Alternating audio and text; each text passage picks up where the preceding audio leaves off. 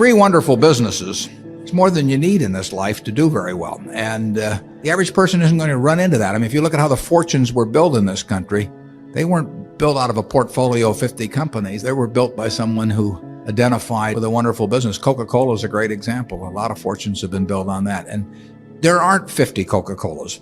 There aren't 20. If there were, it'd be fine. We could all go out and diversify like crazy among that group and get results that would be equal to owning the really wonderful one. But you're not going to find it. And the truth is, you don't need it. I mean, if you have a really wonderful business, is very well protected against the vicissitudes of the economy over time and the competition. I mean, we're talking about businesses that are resistant to effective competition.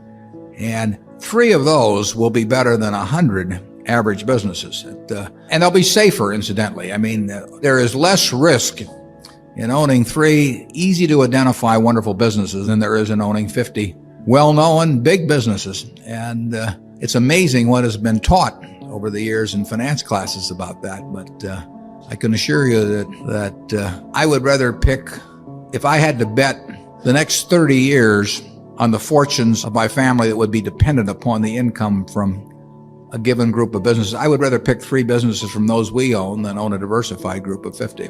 Charlie? Yeah, what he's saying is that much of what is taught in modern corporate finance courses is twaddle. You want to elaborate on that, Charlie?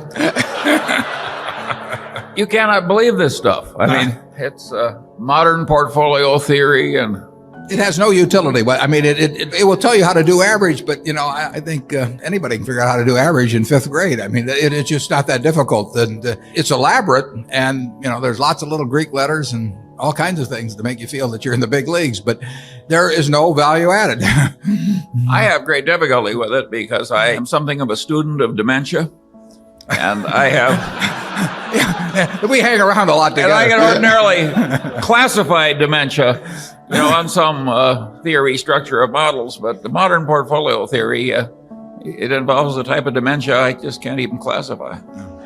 Something very strange is going on. If you find three wonderful businesses in your life, you'll get very rich. And if you understand them, bad things aren't going to happen to those three. I mean, that's the characteristic of it. By the way, maybe that's the reason there's so much dementia. If you believe what Warren said, you could teach the whole course in about a week. Yeah, and the high priest wouldn't have any edge over the lay people, and that never sells well. Right. Charlie and I have been confident enough, if we were only running our own net worth, I'm certain a very significant number of times, if you go over 50 years, there have been a lot of times when you'd have put at least 75% of your net worth into an idea, aren't there, Charlie? Well, but 75% of your worth outside Berkshire has never been a very significant amount. Well, but I'm going back.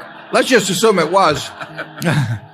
Let's just assume you didn't have Berkshire in the picture. There have been times, I mean, we've seen all kinds of ideas we would have put 75% of our net worth in. Warren, there have been times in my life when I've had more than 100% of my net worth invested in things.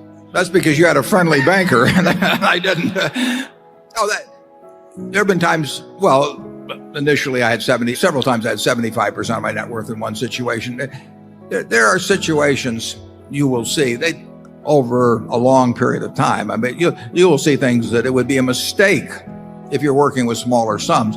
It would be a mistake not to have half your net worth in. I mean, you really do sometimes in securities see things that are lead pipe cinches, and you're not going to see them often, and they're not going to be talking about them on television or anything of the sort. But there will be some extraordinary things happen in a lifetime where you can put 75% of your net worth or something like that in a given situation. The problem has been the guys that have put 500% of their net worth in. I mean, if you look at, just take LTCM, very smart guys, very decent guys, some friends of mine, high grade, knew their business, but they put, maybe 25 times their net worth into things that were a cinch if they hadn't have gone in that heavily. I mean, they were in things that had to converge, but they didn't get to play out the hand.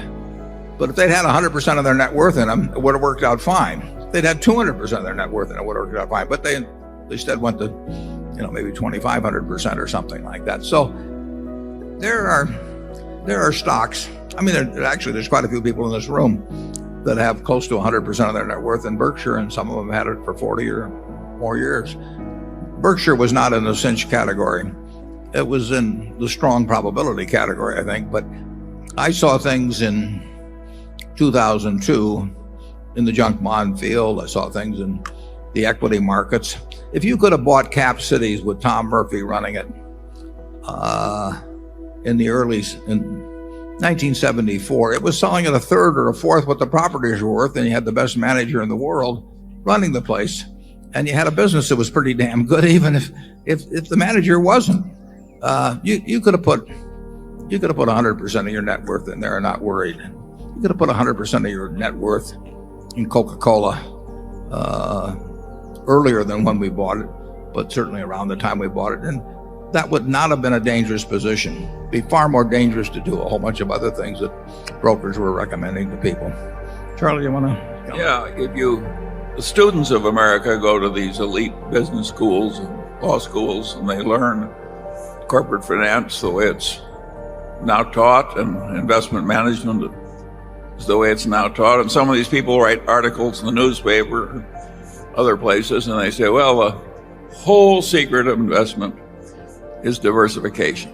That's the mantra. They've got it exactly back-assward. The whole secret of investment is to find places where it's safe and wise to non-diversify.